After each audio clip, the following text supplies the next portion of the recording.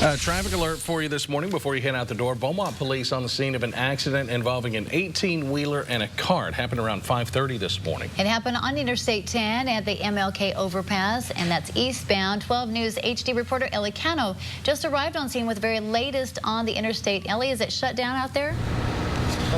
Well, actually, Tracy, so we're on the westbound side, and if you can take a look behind me, there is an 18-wheeler collision involving a four-door car there. And so before I got on camera with you guys, the westbound seemed to be shut down by one lane, but just minutes ago, another EMS fire truck pulled up. It seems that the westbound lanes are closed because of this, and I am told by Sergeant Rob Flores that this is going to take a while to clean up because that 18-wheeler did have some type of spill onto the highway. And also, there was a secondary crash on the eastbound side. There are some light poles that went down because of that crash, and the eastbound lanes are completely closed as well, so they are diverting traffic off of MLK.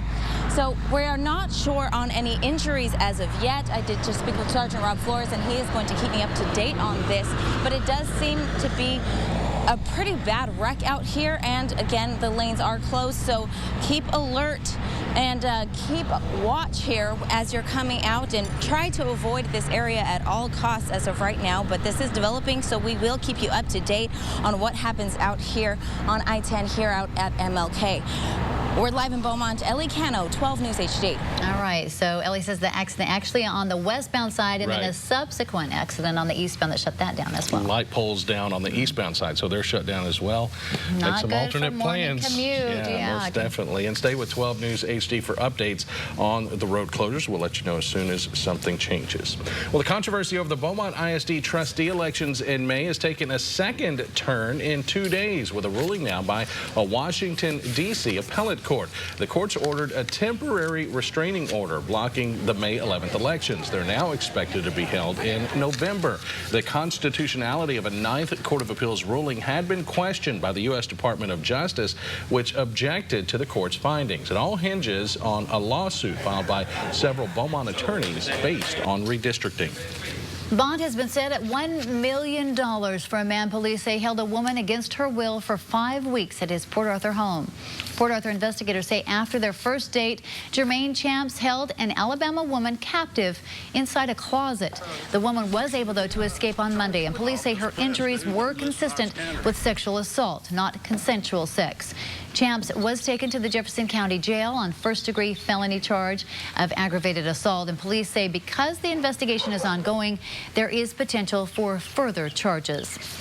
Police say Jermaine Champs used advanced torture techniques against his victim, and they believe he's done it before. One woman says she's proof of that. She asked to be concealed or have her identity concealed, so we're just calling her Kay. In an exclusive interview with 12 News HD, Kay told us that she was once in a relationship with Champs. She says she left him after 2 years of abuse, but then returned. When she went back to him, she says he locked her in their trailer home for 3 weeks. She eventually escaped, but Champs only served 6 months in jail for a misdemeanor charge of family assault. Now Kay hopes her story helps this latest victim and that Champs is locked away for a long time. I refuse to be a victim anymore. I've grown out of that, you know, and I just want to encourage people that are going through this to get help. Kay is scheduled to give a statement to Port Arthur Police later today. Investigators say her input could be a great help in prosecuting this latest case. Prosecutors have filed charges against a man they say went on a stabbing spree at a Texas community college. 20-year-old Dylan Quick is charged with 3 counts of aggravated assault with a deadly weapon, and more charges could come. At least 14 people were injured in the attack at Lone Star Community College in Cypress. Each charge has a $100,000 bond. Washington's getting ready for a huge immigration rally this morning. Groups from all over the country have descended on the nation's capital to push for comprehensive immigration reform. They'll urge Congress to find a path to citizenship for the estimated 11 million people who've come to the U.S. illegally. Farm workers and growers have now repeatedly reached a tentative deal providing visas for those who've been here for years. Not everyone, though, thinks they should be at the front of the line. 10 million Americans, no more than a high school degree. They're looking for jobs in those occupations, can't find one, while 7 million illegal workers hold those jobs. We should focus on creating jobs for everybody so that we don't have this debate on who's going to have a job and who's not. The group of 8 senators working on a compromise could announce a bill as early as tomorrow. South Korea's government says the North has completed preparations for a missile test. South Korea's foreign minister told politicians this morning that the North could launch a missile at any moment, adding that the launch is, quote, highly likely. It's widely believed that North Korea will launch that missile to mark the April 15th birthday of its founder. In your business news this morning, coffee has grown to a $30 billion a year industry. Industry experts credit growth in the sale of home brewing gadgets, with single-serve coffee makers leading the pack. Additionally, gourmet offerings, coffee houses with hip appeal, and the health benefits of the beverage are all helping to drive consumption. The Ford Focus is back on top and has been named the world's top-selling car of 2012 with more than 1 million models sold. The Toyota Corolla came in second place with more than 870,000 sales. Toyota says when you tally up the different names they have for the Corolla, such as the Verso and the Matrix, the Corolla actually beat the Ford Focus.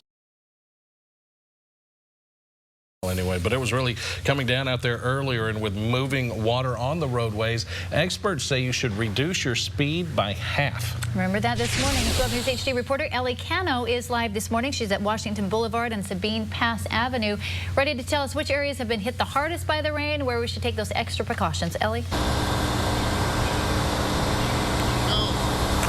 Well, Greg, Tracy, right now we are on Sabine Pass Avenue and off of Washington Boulevard, and you can see I'm sloshing through some flooding here because this area just minutes ago was completely underwater, and I saw cars getting stuck over here, but our drainage system is working pretty well because within a matter of minutes this is just leaving. But I was speaking with BPD, and they did tell me that over on East Tex, the southbound feeder road near Lucas, that was had heavy water over there, but that seems to be going down as well. It's still a slick area. Also Park in Washington, that's near here, still a very slick area, as well as Interstate 10 and Walden Road. Those are still slick areas that there was a lot of water there before, but again, this water seems to be just going down the drain, but still very slick on the roadways. You know, you can hydroplane just going 30 miles per hour. So remember, in this, time, because it was raining all night, we have to be safe on those roadways and go slow when you're out there. We're live in Beaumont. Ellie Cano, 12 News HD. All right, thank you, Ellie, for that live report. You want to stay with 12 News HD and 12newsnow.com for the very latest on those weather changes. And new this morning, an overnight accident in Beaumont injured 2 people. Police tell 12 News the accident happened on Interstate 10 westbound near the 11th Street exit ramp. Officers say the Ford truck hit a car, then a guardrail, causing the truck to flip several times. The driver of the truck and the driver of the car both transported to Christus Hospital St. Elizabeth. The driver of the truck was last reported to be in stable condition. The condition of the second driver is unknown. A passenger in the truck was uninjured. No charges will be filed at this time against a woman who fatally shot her ex-husband in Warren yesterday. Deputies say the ex forced his way into the home off FM 2827 on County Road 1840. Tyler County Sheriff Brian Weatherford says 65-year-old Gary Keith Dean broke into the home using a sledgehammer. Once inside, authorities say Dean shot his ex-wife's boyfriend. Then the woman shot Dean once in the chest and once in the head. The boyfriend is recovering from a gunshot wound to the shoulder. Dean and his ex-wife reportedly live in separate homes on the same property. The deceased was living on the property in a residence approximately 200 to 300 yards behind the initial residence where he and his wife lived before the divorce. The case will be turned over to the district attorney for review. 26-year-old Joseph Garrett Arredondo has been indicted for the shooting death of his mother. Arredondo facing 1 count of capital murder. Police say he shot his mother, 55-year-old Holly Ann Arredondo, 6 times at the Hillcrest Apartments in Nederland. And that shooting happened a month ago yesterday on April 9th. Police say Arredondo's mother was actually calling the Spindletop Center seeking mental help for her son just before she was shot. Arredondo remains jailed on a $2 million bond. Well, investigators say they may have a motive now for a Cleveland, Ohio man who held those 3 women captive inside his home. A letter found in Ariel Castro's home says he is a sex addict. Castro, I should say, is charged with rape and kidnapping for 3 teen girls, Michelle Knight, Amanda Berry, and Gina DeJesus.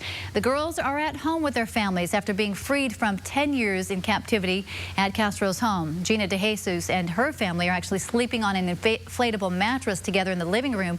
Gina told her mother that she no longer wants to be in a room by herself, but open areas after being confined for so long. She says, Mom, I don't want to stay in a room. So I said, you don't have to anymore. So that's part of the process, part of her healing and knowing that she now can do what she wants. Castro is charged with rape and kidnapping. Prosecutors say more charges could be filed, including murder from the pregnancies that he allegedly terminated with his own hands. Castro's bond is set at $8 million. The 20-year-old man accused of going on a stabbing spree on a Texas college campus last month is due in court today. Dylan Quick, accused of carrying out the attack at Lone Star Community College in Cypress, Texas. 14 people were injured, and authorities report Quick told them he had fantasized about stabbing people since he was 8 years old. Convicted murderer Jody Arias is now on 24-hour suicide watch in a psychiatric ward. Arias was convicted Wednesday for killing her former boyfriend Travis Alexander back in 2008. The move comes after Arias told a local Phoenix TV station she would prefer the death penalty. Sentencing has been postponed until May 15th.